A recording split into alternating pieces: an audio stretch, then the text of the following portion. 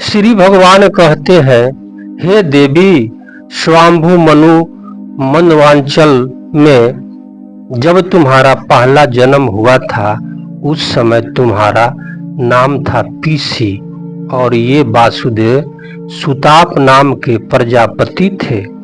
तुम दोनों के हृदय बड़े शुद्ध थे। जब ब्रह्मा जी ने तुम दोनों का संतान उत्पन्न करने की आज्ञा दी, तब तुम लोगों ने इंद्रिया का दमन करके तपस्या की। तुम दोनों ने वर्षा, वायु, घाम, शीत, उषा आदि काल के विभिन्न गुणों का सहन किया और प्राणायाम के द्वारा अपने मन को मल को धो डाला।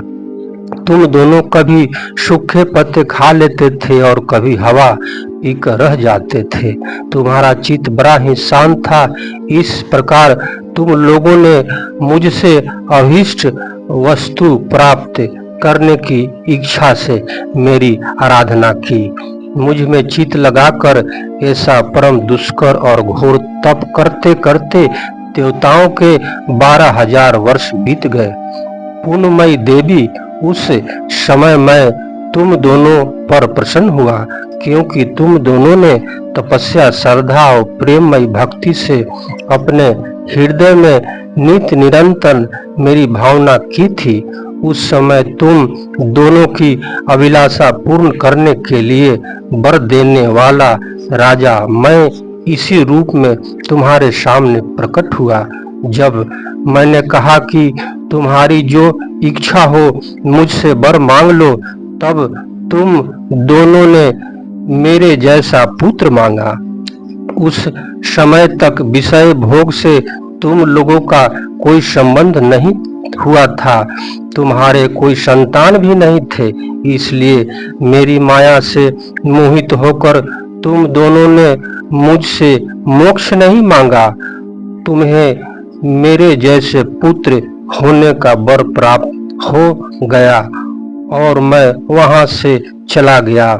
अब सफल मनोरथ होकर तुम लोग विषय का भोग करने लगे। मैंने देखा कि संसार में शील, स्वभाव, उदार तथा अन्य गुणों में मेरे जैसा दूसरा कोई नहीं है। इसलिए मैं ही तुम दोनों का पुत्र हुआ और उस समय मैं पीसी गर्भ के नाम से विख्याता हुआ। फिर दूसरे जन्म में तुम हुए आदित्य और वासुदेव हुए कश्यप। उस समय भी मैं तुम्हारा पुत्र हुआ। मेरा नाम था उपेंद्र। छोटा शरीर होने के कारण लोग मुझे वामन भी कहते थे। सती देवकी, तुम्हारे इस तीसरे जन्म में भी मैं उसी रूप से फिर तुम्हारा पुत्र हुआ। मेरी वाणी सर्वदा सत्य होती है। मैंने तुम्हें अपना यह रूप इसलिए दिखलाया है कि तुम्हें मेरे पूर्व अवतारों का स्मरण हो जाए। यदि मैं ऐसा नहीं करता तो केवल मनुष्य शरीर से मेरी अवतार की पहचान नहीं हो सकती थी। तुम दोनों मेरे प्रति पुत्र भाव तथा निरंतर ब्रह्म भाव रखना। इस प्रकार पुत्र स्नेह और चिंतन के द्वारा तुम्हें मेरी परम पद की प्राप्ति होगी। श्री सुखदेव जी कहते हैं, भगवान इतना कहकर चुप हो गए। अब उन्होंने अपनी योग माया से माता पिता के देखते देखते तुरंत एक साधारण शिशु का रूप धारण कर लिया। तब वासुदेव जी ने भगवान की प्रेरणा से अपने पुत्र को लेकर सूतिका गृह से बाहर निकलने की इच्छा की। उसी समय नंद पत्नी यशोदा के गर्भ से उस योग माया का जन्म हुआ, जो भगवान की शक्ति होने के कारण उनके समान ही जन्म रहित है। उसी योग माया ने द्वारपाल और समस्त इंद्रिय वित्तियों को चेतना हर ली। वे सब के सब अचेत होकर सो गए। बंदी गृह के सभी दरवाजे बंद थे। उनमें बड़े बड़े किवाड़, लोहे की जंजीर, ताले जड़े हुए थे।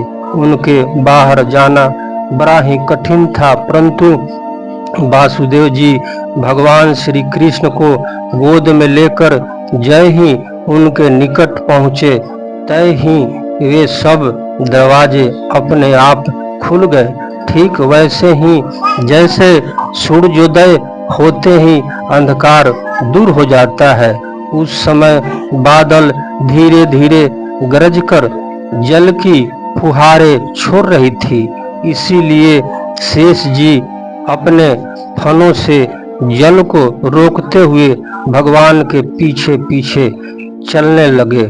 उस दिन बार बार वर्षा हो रही थी, इससे यमुना नदी बहुत बढ़ गई थी। उनका फव्वार गहरा और तेज हो गया था। तरल तरंगों के कारण जल पर फेन ही फेन हो रहा था। सैकड़ों भयानक भावरे पड़ रहे थे। जैसे सीतापति भगवान श्री राम जी को समुद्र ने मार्ग दे दिया था, वैसे ही यमुना जी ने भगवान को मार्ग दे दिया। वासुदेव जी ने नंद बाबा के गोकुल में जाकर देखा कि सब के सब गोप नींद से अचेत पड़े हुए हैं। उन्होंने अपने पुत्र को यशोदा की शयन पर सुला दिया और उनकी नवजात कन्या लेकर वे बंदी गृह में लौट आए। जेल में पहुंचकर वासुदेव जी ने उस कन्या को देवकी की शयन पर सुला दिया और अपने पैरों में बेरिया ताले डाल ली तथा पहले की तरह वे बंदी गृह में बंद हो गए। उधर नंद पत्नी यशोदा को इतना तो मालूम हुआ कि कोई संतान हुई है, परंतु वे यह न जान सकी कि पुत्र है या पुत्री, क्योंकि एक तो उन्हें बड़ा परिश्रम हुआ था और दूसरे योग माया ने उसे अचेत कर दिया था। तपस्वी महेश कुमार इस कथा को श्रवण करने वाले माता पिता भाई बहन को श्रद्धा और स्नेह के साथ प्रणाम करता है।